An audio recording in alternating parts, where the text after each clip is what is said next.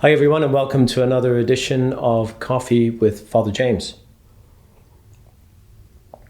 Well, you may be wondering where I am. You may be thinking this is a new bookcase behind Father James. Where is this? Well, where I'm on the top floor of the parish center. That's the house on the hill at the St. Peter's location.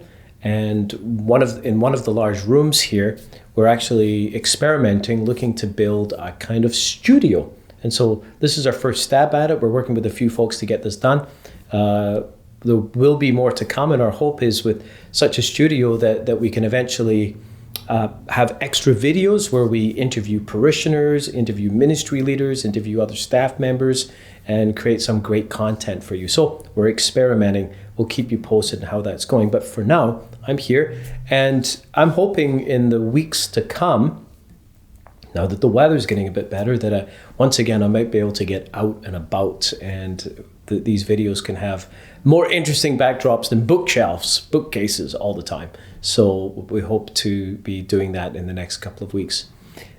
But you see, not everything you do is always glamorous, and so we have to talk about things like mass registration. I know it's still ongoing, even though an increasing number of our parishioners are getting vaccinated, thanks be to God. We know that it's still several months away from us having to stop doing things like registration. So our registration process is going well. We have been for many, many weeks now at total capacity for the first three masses. They continue to be, high 90s and, up to 100. And we're closing the gap at the Sunday night mass. I think this past Sunday we were almost at 80 people. So that's it. We're increasing, the available spots continue to decrease. We continue to ask you to sign up and register beginning at 10 a.m. on Mondays. Now here's the critical thing. We always have about 10% of people who cancel. And I get it. Sometimes you make plans, you want to go to mass and you have to cancel at the last minute. But please remember that a cancellation generally means that someone who wanted to go to mass isn't going to get to mass, and we're going to come under capacity.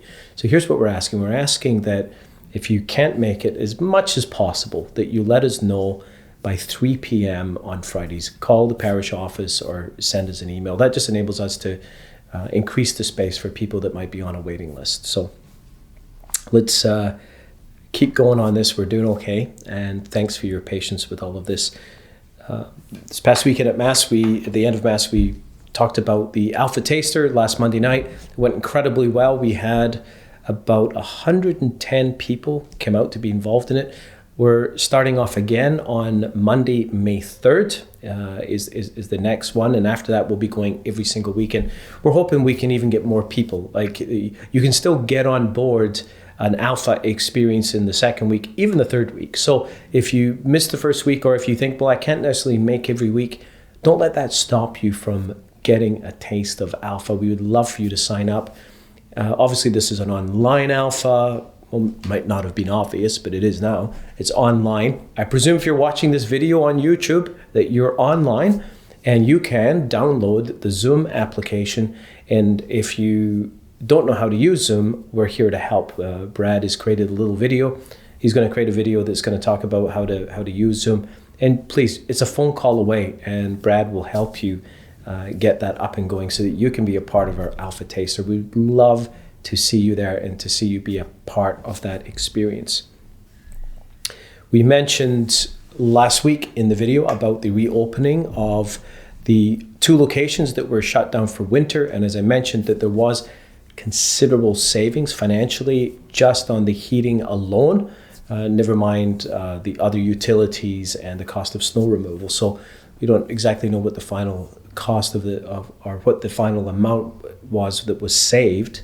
But as we come into the warmer weather, as promised, we are going to reopen Immaculate Conception Church and St. Paul's Church for weekday masses. So on Monday, May 3rd, we will have the first weekday mass at Immaculate Conception, and we will, for the rest of the summer into the fall, have mass there on Monday mornings, as we did previously, and we will have mass on Tuesday morning at St. Paul's. Now here's the thing, I'm going to invite us to continue to make an effort as a parish to move and have a parish mass, not an Immaculate Conception Mass, not a St. Paul's Mass, not a St. Anthony's Mass or a St. Peter's Mass, but a Our Lady of Guadalupe Mass in these different locations. No matter what location you're from, I think it's good for us to have ownership of all the locations of our parish so that we can be reminded that our parish is very big. It takes on a whole territory. And I think it's just good for us to continue to build community in that way. So please, that would be great if you can do that. We also need some help. Everything we do, there has to be registration, there has to be cleaning. And if we're going to be able to have these weekday masses in these other locations, we're going to need some volunteers. So please, again, contact the office and let us know if that's something that you can help us with. Next week, starting on Sunday night, the priests of the diocese are on retreat at White Point Beach. Last year, of course, because of the lockdown, we had an online retreat, which was okay. It was the retreat direct. The content was fantastic, but it was just 3 days long. And of course, when you don't get away, what happens is, although it's supposed to be a time to stop and to pray more and to think and reflect, I think most of the priests, we finished the retreat sessions and then just went and worked. So I think all of our priests, in talking to the guys, we're all looking forward to a real retreat. I'm not sure how it's going to work this year because we're still going to have to do social distancing and all that kind of stuff. But we are looking forward to getting away. It's a great time to get away, to get out of the regular pace of things, to take time to pray more, to reflect, to listen to a presenter, and honestly, to be together as priests. There is great value in that, and especially in these turbulent times, because it's not just our parish that's going through a lot of change, amalgamations and changes and pandemics and change social realities and all this. The whole diocese is experiencing. All the priests are experiencing this. These have been tricky times.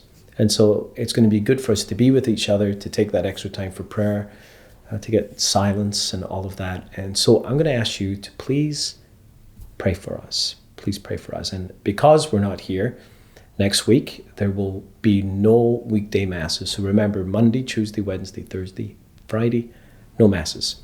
And then when we start weekday masses again, the following week, of course, we're going to be having masses at our 4 locations. So as you watch this video, today we're recording it on Monday. Between now and Friday is the final week where we having all of our weekday masses at St. Peter's and St. Anthony's.